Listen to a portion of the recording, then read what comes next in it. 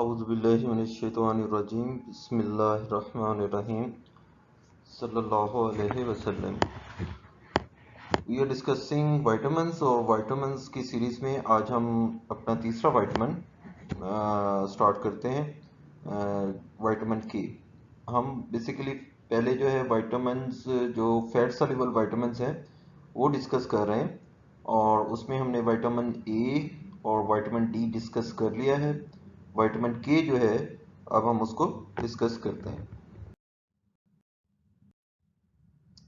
Pattern बेटा वही है, यही पैटर्न चलेगा through out the lectures of the vitamins. कि सबसे पहले हमने विटामिन डिफाइन करना है कि किसी भी विटामिन को हम विटामिन जो वो पर्टिकुलर विटामिन है वो क्यों कह रहे हैं, उसके विटामिन्स क्या क्या हैं, उसके सोर्सेज क्या क्या हैं। फिर डिस्क्राइब इट्स मेटाबॉलिज्म, उन सोर्सेज से बॉडी में ये डाइजेस्ट कैसे होता है, एब्जॉर्ब कैसे होता है, ट्रांसपोर्ट कैसे होता है, स्टोर कैसे होता है, और स्टोरेज फॉर्म से आगे जो एक्टिव साइट है वहाँ ये कैसे ट्रांसपोर्ट होता है, ये मेटाबॉलिज्म में आ जाएगा। डिस्क्राइब इट्स प्रिंसिपल फंक्शन, जो प्रिंसिपल फंक्शंस वो परफॉर्म कर रहा है, जो यानी कि जो बुक में मेंशन किए हुए हैं वो डिस्कस करने हैं। और उसके बाद डिस्क्राइब दी इट्स डेफिशिएंसी, जो इसकी आरडीए है उससे कम अगर ये डोज में बॉडी में आ रहा है या बिल्कुल नहीं आ रहा, तो उसकी वजह से क्या क्या डिजीजेज हो सकती हैं, क्या मैनिफेस्टेशन बॉडी शो करेगी, और इसकी टॉक्सिसिटी। टॉक्सिसिटी हम शुरू से ही डिस्कस करते आ रहे हैं कि जो फैट सॉल्युबल विटामिन्स हैं उनकी टॉक्सिसिटी ज़्यादा प्रोमिनेंट है, जो वाटर सॉल्युबल हैं उनमें कम टॉक्सिसिटी लेवल्स हम देखेंगे जब हम उनको डिस्कस करेंगे। तो इसी पैटर्न को फॉलो करते हुए हम विटामिन के को डिस्कस करते हैं। ओके, व्हाट इज विटामिन के? विटामिन के जो है बचपन से आप देखते आ रहे हैं, पपाई का जो कार्टून करेक्टर है, और जो यहाँ भी मैंने इसको इस तरीके से प्रेजेंट किया है कि विटामिन के का जो मेन सोर्स है नेचर में वो ग्रीन लीफी वेजिटेबल्स या फ्रूट्स हैं। स्पिनिच में या ब्रोकली में बहुत अहम सोर्स होता है। विटामिन के जो है ठीक है, विटामिन के बहुत इंपॉर्टेंट फंक्शन है, लेकिन stronger by eating the spinach जो है उसकी दूसरी काजेज हो सकती हैं, आयरन हो सकती है, लेकिन विटामिन के का स्ट्रेंथ के साथ इतना रोल नहीं है। जो फर्दर रोल है ठीक है, नया उसमें आ रही है स्टडीज में कि ऑस्टियोकैल्सिन को इम्प्रूव करता है और बोन स्ट्रेंथ वगैरह को इम्प्रूव करता है। ये इसकी हम प्रिंसिपल फंक्शंस में इसको देख लेंगे। ओके, विटामिन के की विटामिन्स क्या क्या हैं, ठीक है। इसमें 3 विटामिन्स बुक में भी मेंशन है, बड़ी एडिक्वेटली मेंशन है। विटामिन के 1 है, के 2 है, और के 3 मीनाडायोन है। के 1 जो है, जैसे हम इसको अभी डिस्कस किया है कि लीफी वेजिटेबल्स जितनी भी हैं, स्पिनिच है, ब्रोकली है, और जितनी भी चीज़ें हैं, इन सब में इसका बहुत अच्छे सोर्सेज हमें मिल जाते हैं नेचर से। और वो वहाँ बैठे ग्रीन वेजिटेबल्स में क्या कर रहे होते हैं, ये विटामिन के या फाइलोक्विनोन जिसको हम कहते हैं, तो ये बेसिकली इन वेजिटेबल्स की फोटोसिंथेसिस में इनका बहुत इंपॉर्टेंट रोल है, ठीक है। ये जो प्लांट स्टडीज करते हैं उनके लिए ये डिफरेंट एंगल से ये उसको डेफिनेटली देखते होंगे, लेकिन हमारे लिए सिर्फ ये जानना जरूरी है कि फोटोसिंथेसिस में प्लांट्स की विटामिन के का फाइलोक्विनोन जो के 1 है उसका बहुत इंपॉर्टेंट रोल है। और इस वजह से जब हम प्लांट सोर्सेज लेते हैं तो हमें बहुत अच्छे सोर्सेज मिल जाते हैं विटामिन के। विटामिन के 2 जो है इसी प्लांट सोर्स से ही बेसिकली आता है, लेकिन ये कन्वर्ट हमारी बॉडी में मीनाक्यूनोन जो है वो इंटेस्टाइनल फ्लोरा, जो बैक्टीरिया जो हमारे नॉर्मल इंटेस्टाइनल फ्लोरा होता है बैक्टीरिया का, वो इसको कन्वर्ट करता है। ये भी हम फर्दर आगे जाकर देख लेते हैं किस तरीके से कन्वर्जन होती है। मीनाडायोन ये सिंथेटिक फॉर्म है, इसकी भी डिस्क्रिप्शन हम देख लेते हैं। ओके, अभी तक हमने विटामिन के के सोर्सेज देखे हैं। तो विटामिन के की ये जो हार्पर की पिक्चर है, इसमें अगर आप देखें फाइलोक्विनोन जो कि विटामिन के 1 है, ये जो रिंग्स हैं ये आप सभी फॉर्म्स में देखेंगे, सभी विटामिन्स में देखेंगे, और जहाँ चेंज होता है या जिस बेस के ऊपर ये वाइटामर चेंज होते हैं वो इसकी ये आइसोप्रोनाइट चेन है और चेन लेंथ है। फाइलोक्विनोन, मीनाकाइनोन।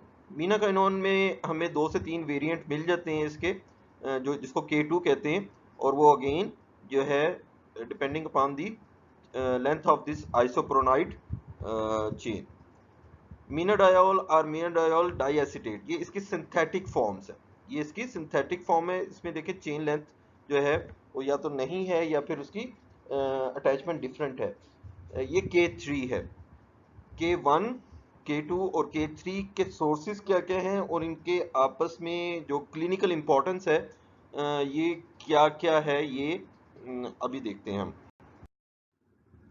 ओके, विटामिन K1 जो है वो अभी हमने पहले डिस्कस किया था कि ये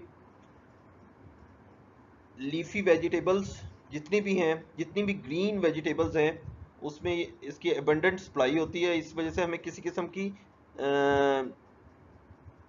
फोर्टिफाइड फॉर्म इसकी नहीं चाहिए होती मोस्ट ऑफ टाइम, कि हम इसके किसी किस्म के सप्लीमेंट्स लें विटामिन के आम रूटीन में, जैसे कि हमें आयरन के या दूसरी विटामिन के चाहिए होते हैं। आम रूटीन में ग्रीन वेजिटेबल ऑलमोस्ट सभी लोग खा रहे होते हैं किसी न किसी फॉर्म में।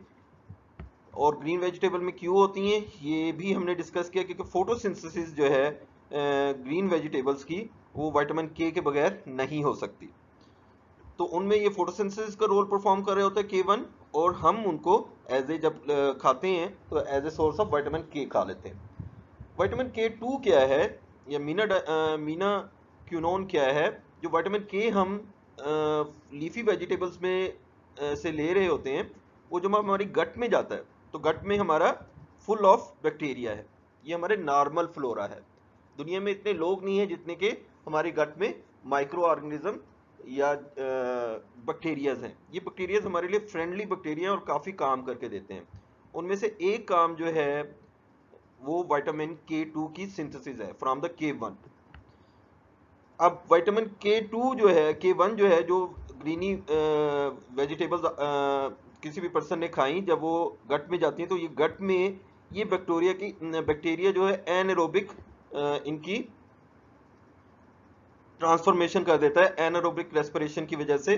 जब वो bacteria are the primary producer of menaquinones which they are during their anaerobic respiration. ये उनकी एनारोबिक रेस्पिरेशन में यूज होता है ये K1 का सोर्स, और अल्टीमेटली हमें बाई प्रोडक्ट मिल जाता है उनकी तरफ से एज ए K2। अब यही एक और बात डिस्कस कर लेते हैं कि अगर बैक्टीरिया गट में किसी भी वजह से कंप्रोमाइज है, हम एंटीबायोटिक ले रहे हैं,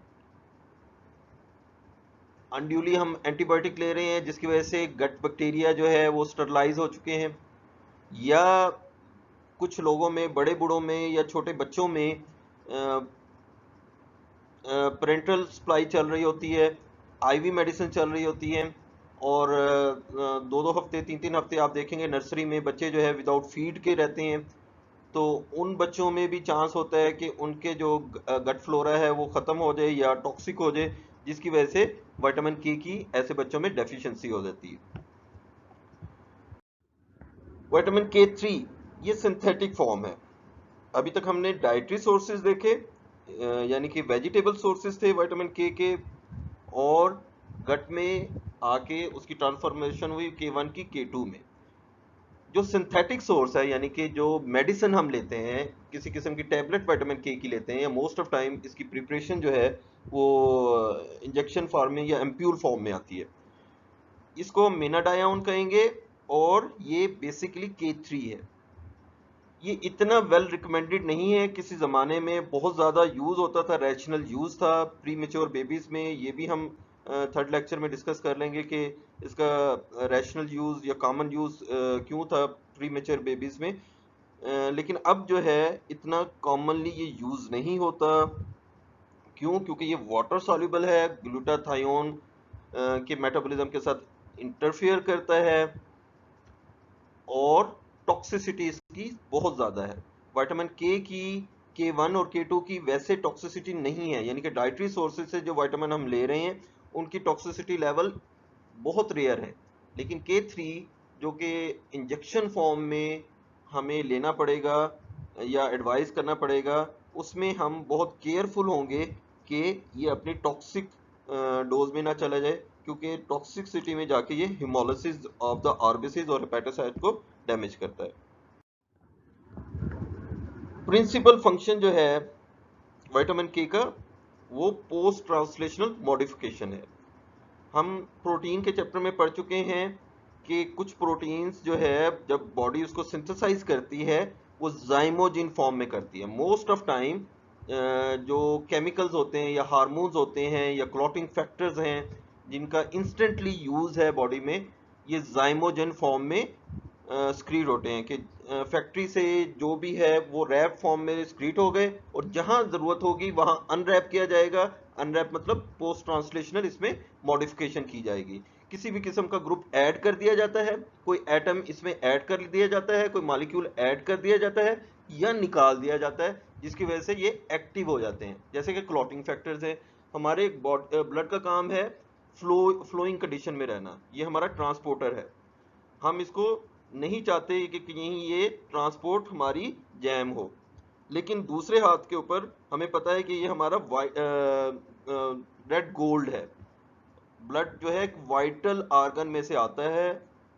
अगर ये बॉडी में नहीं होता तो मोस्ट ऑफ टाइम जो मोड ऑफ डेथ है इन एक्सीडेंट और इन फाइटिंग केसेस में, वो लॉस ऑफ ब्लड ही होता है। ठीक है, तो दूसरे एंड के ऊपर हमें ये एक कैपेबिलिटी बॉडी में चाहिए कि जब भी कहीं इंजरी हो, कोई प्रिक हो जाए, कोई छुरी से कोई जख्म लग जाए, या वैसे छोटे मोटे बॉडी में स्ट्रेस जोन्स होते हैं जैसे हमारा नी जॉइंट है या और चीज़ें हैं, तो वहाँ जो है जैसे ही ब्लीडिंग का प्रोसेस शुरू हो तो फौरन ही वहाँ कोआगुलेशन हो जाए, ऑटोमेटिकली कोआगुलेशन हो जाए। इस वजह से क्लॉटिंग फैक्टर्स हर वक्त बॉडी में सर्कुलेट करते रहते हैं, और जहां इनकी जरूरत पड़ती है इनकी वहां एक्टिवेशन की जाती है उसी स्पॉट के ऊपर, और ये बॉडी को ब्लड को क्लॉट करना शुरू कर देते हैं।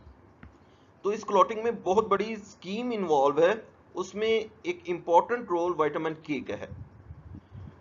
इसी लेवल के ऊपर एक और बात कर लें कि fat soluble vitamin A, D, के, ई जो है, ये सभी आपने देखा कि हार्मोन की तरह एक्ट कर रहे हैं, कहीं एंटीऑक्सीडेंट की तरह एक्ट कर रहे हैं। इनमें से कोई भी कोएंजाइम के तौर पे एक्ट नहीं कर रहा। तो फैट सॉल्युबल में ओनली विटामिन जो कि कोएंजाइम के तौर के ऊपर एक्ट करता है as a system of carboxylase, जो कि कार्बोक्सिलेशन करता है क्लॉटिंग फैक्टर्स की, और वो क्लॉटिंग फैक्टर जाइमोजन फॉर्म से एक्टिव फॉर्म में कन्वर्ट हो जाते हैं। तो उसमें उसको एक इंपॉर्टेंट कोएंजाइम की जरूरत होती है जो कि विटामिन के जो है वो एज ए कोएंजाइम एक्ट करेगा, और ओनली फैट सॉल्युबल विटामिन जो कि एज ए कोएंजाइम एक्ट करता है वो विटामिन के है हमारा। पोस्ट ट्रांसलेशनल मॉडिफिकेशन क्या सभी प्रोटीन्स की करेगा?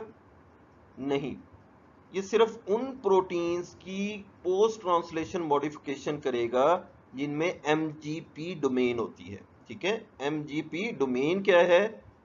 Is a member of family of vitamin K dependent gamma carboxy glutamic domain containing proteins. ऐसी प्रोटीन्स, सपोज क्लॉटिंग फैक्टर्स की हम बात करें, क्लॉटिंग फैक्टर्स से भी हटके कुछ और प्रोटीन्स होते हैं जिनमें एमजीपी डोमेन होती है।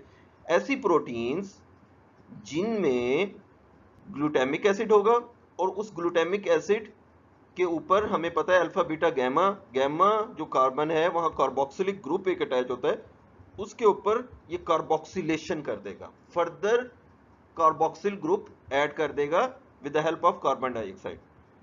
तो ऐसी प्रोटीन जिनमें ग्लूटामिक एसिड ऐसी पोजीशन के ऊपर फिक्स हो जहां उसकी कार्बोक्सिलेशन की जा सके, उनको एमजीपी कंटेनिंग डोमेन प्रोटीन्स कहते हैं। ये वो प्रोटीन्स हैं, इनमें कुछ मेन प्रोटीन्स अभी आपको बता देते हैं, जैसे क्लॉटिंग फैक्टर्स है, और सारे क्लॉटिंग फैक्टर्स नहीं, कुछ क्लॉटिंग फैक्टर्स ऐसे होते हैं जो कि ये डोमेन रखते हैं, और वो क्लॉटिंग फैक्टर है 2, 7, 9, 10। इसी वजह से इनको vitamin K dependent clotting factors भी कहते हैं, क्योंकि विटामिन के की वजह से ही ये क्लॉटिंग फैक्टर्स एक्टिव होंगे, और इन क्लॉटिंग फैक्टर में एमजीपी डोमेन होगी। और भी कुछ प्रोटीन्स हैं जैसे कि ऑस्टियोकैल्सिन है, नेफ्रोकैल्सिन है, ये हम बाद में इसकी क्लिनिकल एस्पेक्ट्स में डिस्कस कर लेंगे। अब एमजीपी प्रोटीन्स के ऊपर जब vitamin K dependent carboxylase act करेगा तो ये सब प्रोटीन्स जो है जो कन्वर्ट होंगी एक्टिव फॉर्म में, तो एक्टिव फॉर्म इसकी कैल्शियम आयंस के लिए हाई एफिनिटी जो है वो अटेन कर लेगी। ये भी नेक्स्ट प्रोसेस में देखते हैं इसको। Okay, again vitamin K dependent carboxylation और गैमा कार्बोक्सीग्लूटामिक GLA डोमेन कहते हैं। ये डोमेन क्या है और विटामिन के डिपेंडेंट कार्बोक्सिलेशन क्या है, ये अभी डिस्कस करते हैं। GLA domain is a protein domain contains post-translational modification of many glutamate residues by vitamin K dependent carboxylation to form gamma carboxyglutamate। Confusing लग रहा है, इसको सिंप्लीफाई करते हैं। ओके बेटा, प्रोटीन जो है वो पेप्टाइड से मिलकर बनती हैं और पेप्टाइड्स में डिफरेंट अमाइनो एसिड्स होते हैं। सपोज हम एक क्लॉटिंग फैक्टर की बात करते हैं, सपोज हम क्लॉटिंग फैक्टर 7 की बात करते हैं या क्लॉटिंग फैक्टर 9 की बात करते हैं। उस क्लॉटिंग फैक्टर, अब clotting factors is a made up of proteins. उस क्लॉटिंग फैक्टर्स की एक पेप्टाइड में ग्लूटामिक एसिड है। ये ग्लूटामिक एसिड का स्ट्रक्चर आपको आइडिया है ही। इसमें अगर हम देखें alpha beta gamma, alpha beta gamma, gamma carbon के ऊपर कार्बोक्सिल ग्रुप अटैच है। ये एक कार्बोक्सिल ग्रुप है, ठीक है। अगर मैं आपको बताऊं कि इसके ऊपर दूसरा कार्बोक्सिल ग्रुप किसी तरीके से ऐड कर दिया जाए तो यही सारी डोमेन जो है ये हाई एफिनिटी रखेगी फॉर द कैल्शियम।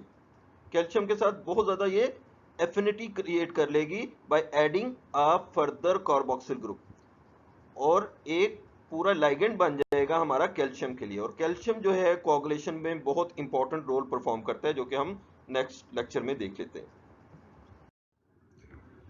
इस लेक्चर में हमने डिस्कस किया है विटामिन के सोर्सेस, विटामिन के की फॉर्म्स, विटामिन के का प्रिंसिपल फंक्शन। सिंपल हमने उसका अभी प्रिंसिपल फंक्शन डिस्कस किया है और नेक्स्ट लेक्चर में उस प्रिंसिपल फंक्शन का मैकेनिज्म ऑफ एक्शन डिस्कस कर लेंगे।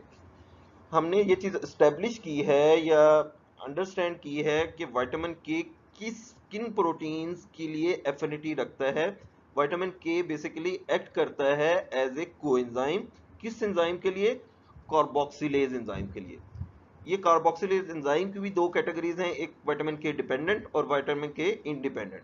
ये कार्बोक्सिलेज एंजाइम जो है स्पेसिफिकली कार्बन डाइऑक्साइड ऐड करता है उन प्रोटीन्स में जो कि प्रोएक्टिव होती हैं, जाइमोजन फॉर्म में होती हैं। जब वो जाइमोजन फॉर्म को आपने एक्टिव करना होता है, मींस प्रोएक्टिव को एक्टिव करना होता है, तो सिंपल आपको उनमें कार्बन डाइऑक्साइड ऐड करना पड़ती है। कार्बन डाइऑक्साइड का मॉलिक्यूल जैसे ही ऐड हो जाता है वो एक्टिव हो जाती है। Suppose clotting factor inactive form में स्क्रीट होते हैं, बॉडी में से सिंथेसाइज होते हैं। जहां भी उनकी एक्टिवेशन चाहिए तो उनको एक्टिवेट करने के लिए फर्दर एक प्रोसेस की जरूरत होती है, जिसमें कुछ क्लॉटिंग फैक्टर्स के लिए carboxylase, vitamin K dependent carboxylase के जरिए उनकी एक्टिवेशन की जाती है। इस एक्टिवेशन में विटामिन के का इंपॉर्टेंट रोल है। नेक्स्ट लेक्चर में हम इसका मैकेनिज्म ऑफ एक्शन डिस्कस कर लेते हैं।